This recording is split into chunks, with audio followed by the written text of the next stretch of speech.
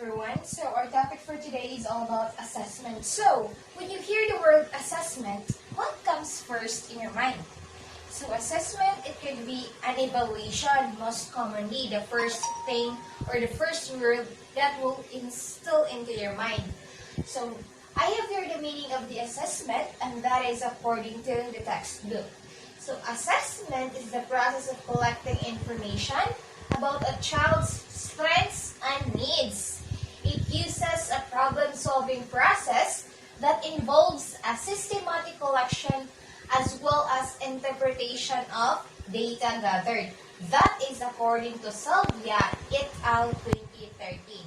So it just simply means that assessment is the act of gathering information or collecting information about the students, most specifically about their strengths and needs in order for them to learn.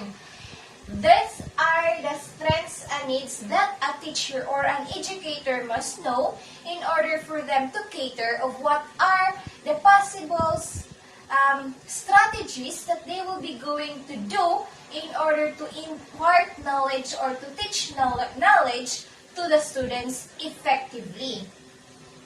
Teachers and administrators make instructional decisions based on the assessment's results. So the teachers and administrators doesn't make instructional decisions without an assessment. Of course, because assessment is an evaluation, it is an assessing your students' strengths and needs, it's a collection of their information. Of course, as an educator, you are not basically doing a decision without giving an assessment. Because through assessment, you are assessing your students' strengths and capacity. So therefore, the teachers and administrators make instructional decisions based on the assessment results that they had undergone toward their students. So assessment purposes. So assessment has a variety of purpose in special and inclusive education. It begins with initial identification that was explained in previous section in child find and the referral process. So the results of an assessment are used to decide on a child's educational placement and to plan instructional programs a child identified to have additional needs.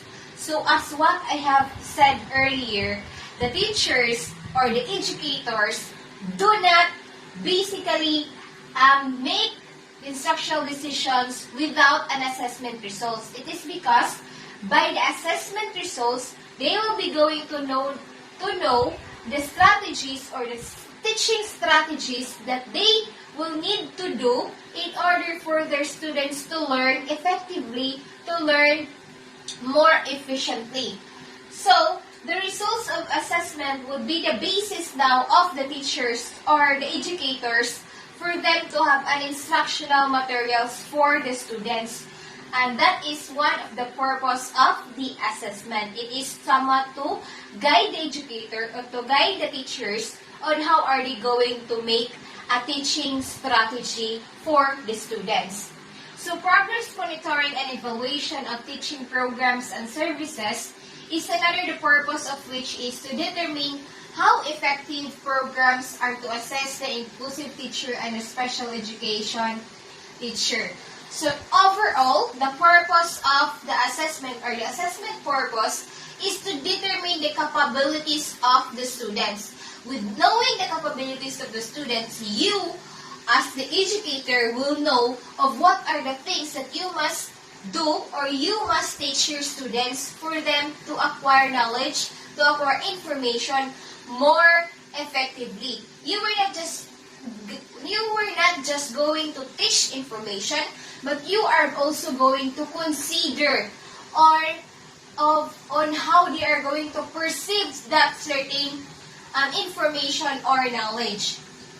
So there are assessment methods. There are four specifically, which are the interviews, the observations, the checklist, or the rating skills, and the test. So these assessment methods helps the teachers on making the assessment more effectively. It's because of the interviews. As educator, you are going to interview your students if they agree with this, if they like this kind of teaching strategy, if they learn this learning strategy best or not. So as an educator, it is your responsibility to also to make your students comfortable when it comes on learning. So observations, you as an educator, you observe your students through their performances. If you can observe that they are not comfortable with this teaching strategy, of course you are going to adjust. Checklists or rating skills, you're going to rate them based on their performance, based on their capabilities, if they improve or not. And of course, the test, it varies. It can be a written test, oral test, and so on. So overall assessment plays a vital role when it comes on teaching or learning because in teaching you are assessing your students' capabilities. You are dealing with their strengths and needs. And it comes on learning through assessment, you can somewhat test if your students have really understood the certain topic, the certain discussion, the certain information, and if they really had improved their skills and capabilities. And that's all for the assessment. That's all for our topic today. And I hope that you learned something. Thank you.